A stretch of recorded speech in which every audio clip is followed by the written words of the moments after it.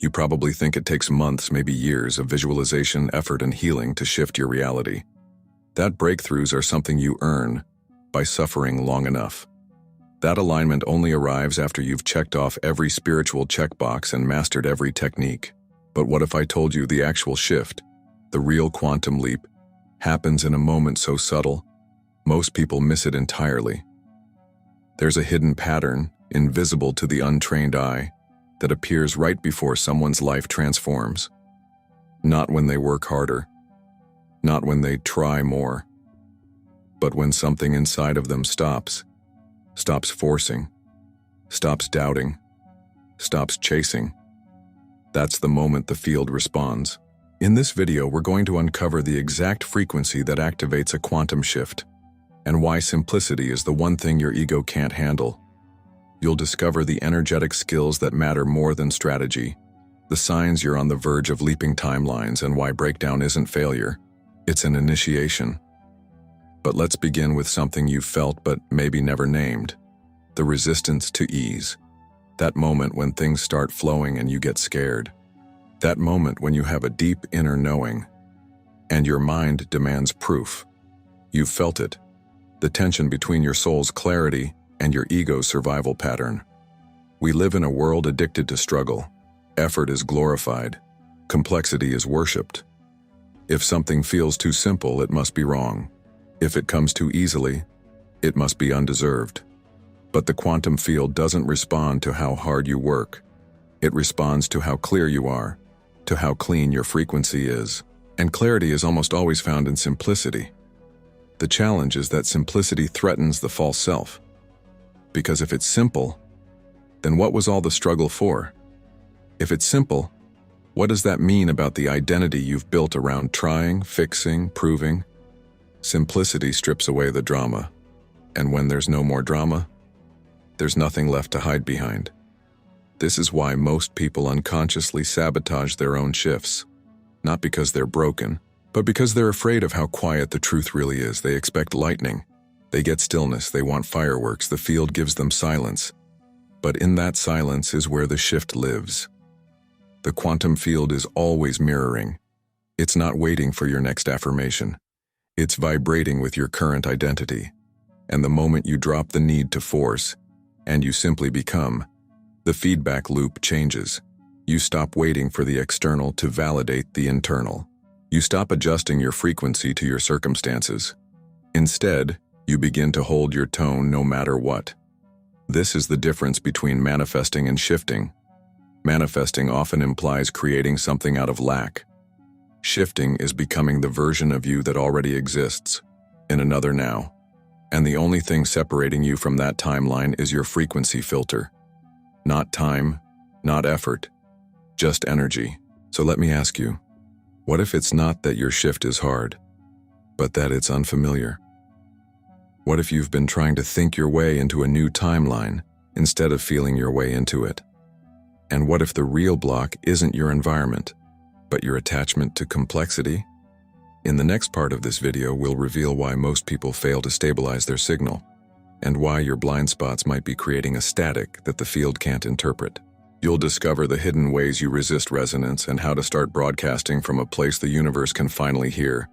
Let's keep going.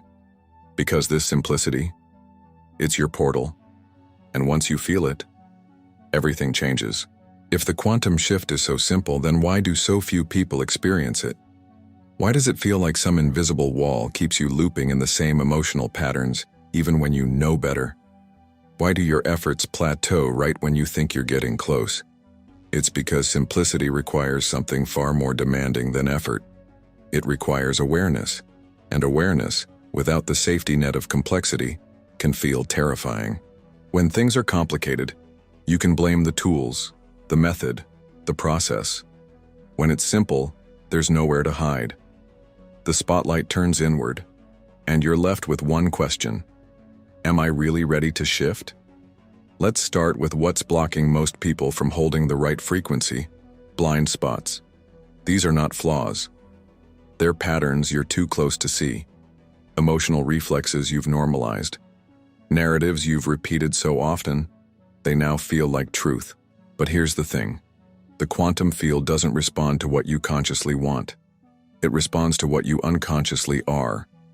So while your mind is visualizing abundance, your frequency might still be coded in scarcity, not because you're not trying, but because you've never questioned your default signal. Take a moment to feel into that. What do you broadcast when no one is watching? What's the emotional climate of your inner world when you're not doing the work? That's your real frequency. That's what the field is picking up. This is where the first true mastery skill comes in. Self-awareness.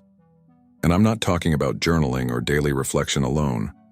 I'm talking about cultivating the kind of awareness that watches your thoughts while they're happening, without judgment, without fixing. The kind of awareness that recognizes when you're reacting from survival and chooses not to collapse into it. The next shift is even harder.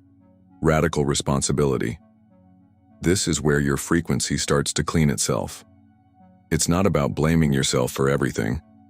It's about claiming everything you're emitting, especially the parts you'd rather disown. When you shift from "why is this happening to me" to "what is this showing me about my resonance?" the field starts to mirror you differently. Victimhood is loud, but incoherent. Ownership is quiet, but magnetic. And then comes the skill that amplifies everything: accountability states. These are the vibrational anchors you return to, no matter what life throws at you. Most people wait for life to validate their state, but quantum shifters hold their frequency until life has to reflect it. Accountability means showing up for your state even when it's inconvenient, even when the evidence says you're crazy, even when you feel like nothing is moving.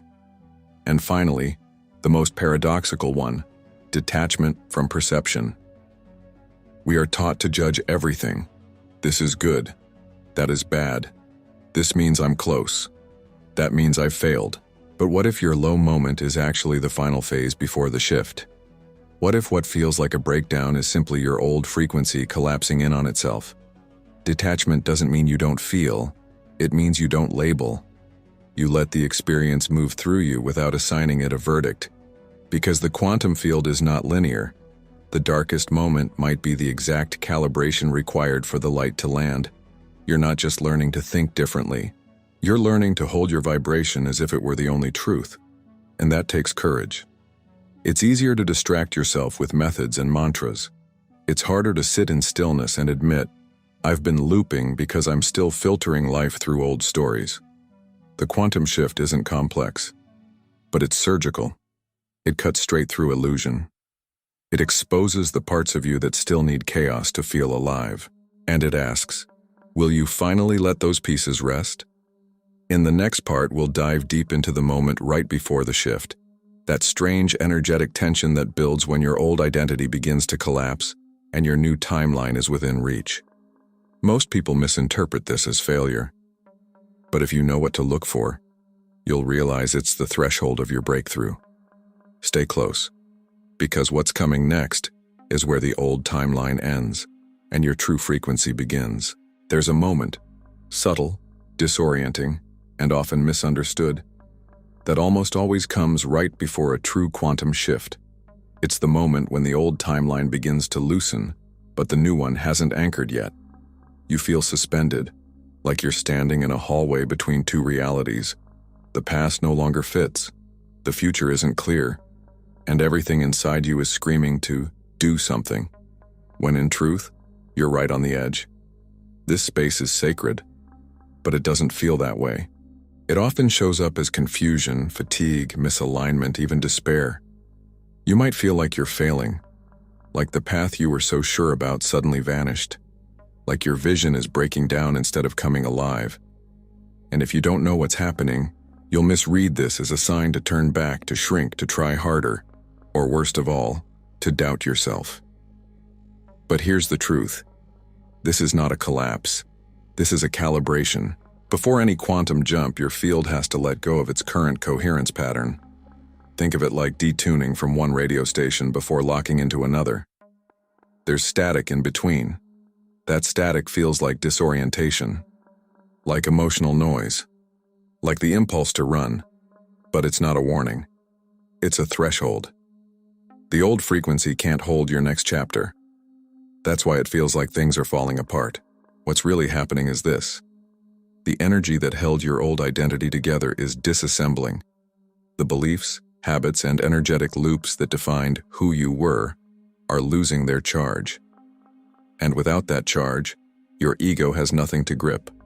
So it panics. It creates fear, doubt, restlessness. That's not a mistake. That's the ego trying to pull you back into the loop. This moment right before the shift is where most people quit. Not because the field says no, but because they interpret the friction as failure, instead of as the friction of transformation. The truth is, if it feels shaky, you're close. If things seem uncertain, you're almost there. Because what you're really experiencing is your frequency shedding everything that no longer aligns. This is why the skill of detachment is so vital. If you judge this transitional space too soon, you'll assign it a meaning that pulls you backward. You'll call it wrong. You'll name it stuck. You'll claim it as proof that nothing is working. And the moment you do, you stabilize the old pattern again. But if you can stay centered, not in effort, but in awareness, something begins to shift under the surface. The chaos softens, the edges dissolve. You begin to feel, not force, your way forward. That's when you become magnetic, not because you're trying, but because you've stopped leaking energy in the form of resistance. Right before the shift, your nervous system is learning to hold more power. And that power doesn't come from intensity, it comes from coherence. When you choose to stay present in uncertainty, without labeling it, your field organizes itself around your stillness. That's the moment the quantum responds. So what can you do in that space? Nothing. In the traditional sense. This isn't the time to fix, hustle, or push. This is the time to tune. Breathe into the discomfort. Observe the stories. Soften the timeline. Your job is not to force a new reality. Your job is to become available for it. That's the real shift. Not controlling the outcome, but surrendering into the vibration that already contains it. Now we'll break down exactly how the field reads your signal, and why what you think you're emitting might not be what the field is actually receiving. We'll also explore how to clean your resonance so you can match the life that's already waiting in the quantum. You don't need to push harder. You just need to hold your signal even when nothing makes sense, especially then. That's when the portal opens. That's when reality bends. And that's when your shift becomes inevitable. Let's talk about signals. You've likely heard that the quantum field responds to frequency, not words. But here's what most people don't realize. Your energy is always broadcasting, whether you mean it to or not. And what you're broadcasting isn't your intention. It's your embodiment. You can say you're ready. You can write affirmations, meditate, even visualize every detail of your dream timeline. But if underneath all of that your signal is laced with doubt, urgency, fear, or performance, that's the true message the field is receiving. And the field? It doesn't respond to language. It mirrors resonance. So what does that really mean? It means your inner world is your only strategy. Your nervous system is the instrument that tunes your life. And coherence, that deep, unshakable alignment between thought, emotion, and state, is the key signature the quantum field listens to. Coherence doesn't require perfection. It requires presence. Think of it like tuning a radio. If you're even slightly off the station, all you get is static. You might hear a word here, a melody there, but it's fragmented, distorted. The same is true for your field.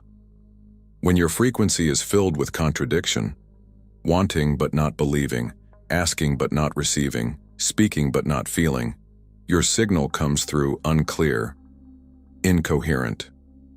And incoherence gets one response from the field: delay. This is why quantum shifting isn't about doing more. It's about cleaning the signal.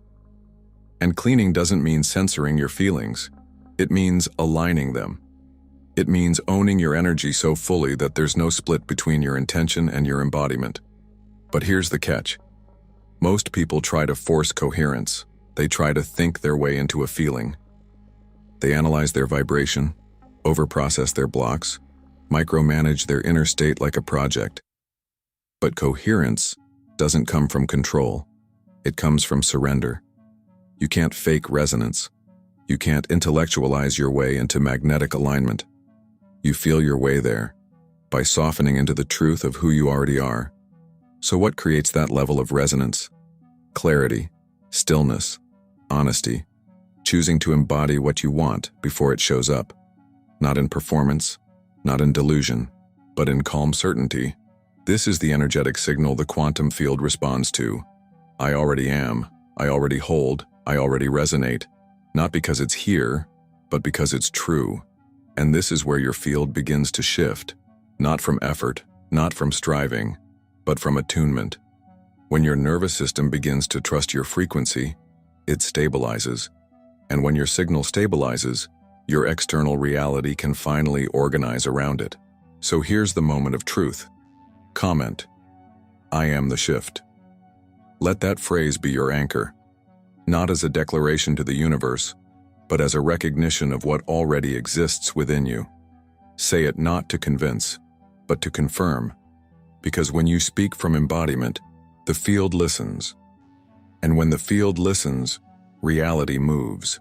Now let's decode the exact mechanics of how the field mirrors you, how your attention acts as a selector, how coherence becomes a command, and why effort is the least effective way to generate change. What you'll see is this: you don't shift reality, you shift into the version of you that already lives there. And that shift, it begins now. Now that you've felt the truth of coherence and the power of resonance, it's time to explore how the quantum field actually responds. Because if you've ever wondered why some intentions seem to manifest instantly, while others float endlessly in possibility, the answer is this: the field doesn't reward desire. It reflects your dominant vibration. And that vibration is dictated by one thing: where your attention lives consistently. Let's break that down. The quantum field is infinite. Every version of you already exists in it. Every potential outcome is already encoded, waiting not to be created but to be observed. The observer effect in quantum mechanics tells us that particles don't form into matter until they are measured, focused on, collapsed from wave into form, which means your attention isn't just passive, it's constructive. It chooses which version of reality steps forward. This is why quantum shifting is not about controlling outcomes. It's about selecting them with your focus and stabilizing that selection with your state. Most people don't realize that their attention is fragmented. They think about abundance in the morning, worry about lack in the afternoon, and fall asleep in a fog of doubt. That's not consistency. That's a chaotic broadcast. The field doesn't punish that chaos. It just reflects it. That's why the results seem scrambled, delayed, unclear. But when your attention becomes a laser, when you learn to hold your vision without chasing it, needing it, or doubting it, something extraordinary happens. The potential timeline begins to organize around you. The people, resources, moments, and even micro-decisions align, not by effort, but by entrainment, by resonance. You're not forcing reality to change. You're collapsing into the version of reality that's already vibrating at your frequency. But here's the nuance that almost no one talks about. You don't shift with thought alone. You shift with identity. Your thoughts might want the shift, but your subconscious identity, the deep, often unspoken emotional signature you operate from, might still be tuned to the old pattern. And if that's the case, the field will mirror the identity, not the thought. This is where the internal work becomes sacred, not as a to-do list, but as a returning. Every time you bring yourself back to coherence, not from fixing but from remembering, you reinforce a new identity, not an identity you're trying to become, but one that already exists inside you, waiting for permission to lead. So ask yourself, who are you being right now? Not in performance, not in effort, but in tone, in truth, in stillness. Because that version of you, the one already living the life you've been visualizing, is not waiting. It's available, and you access it not by reaching but by receiving. In our final chapter, we'll crystallize this journey.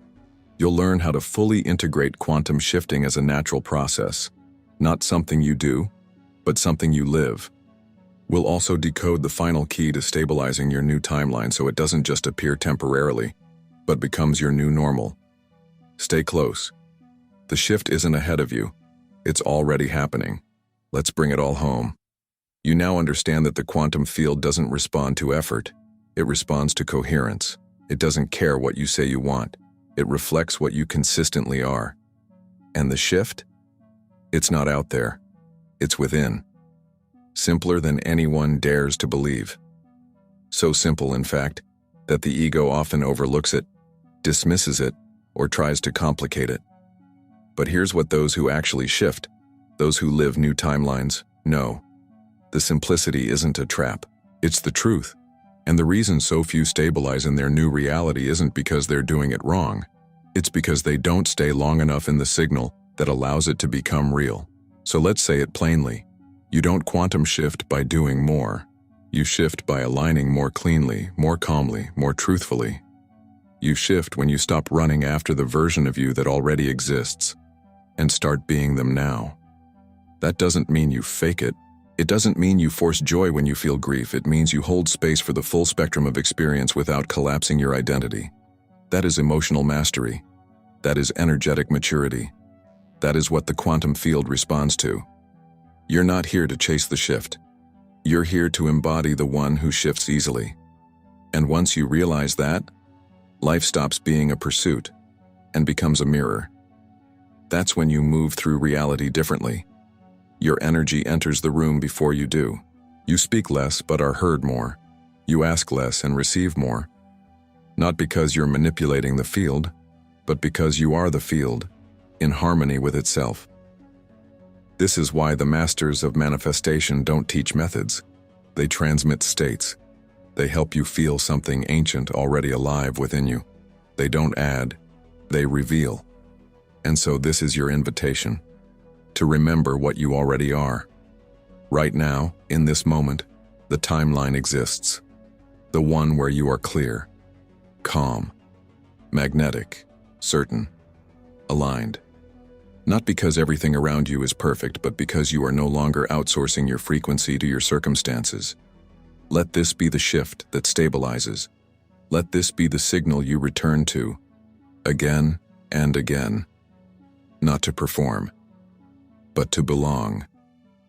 And if you've made it this far, you already know. This isn't just a video. It's a transmission.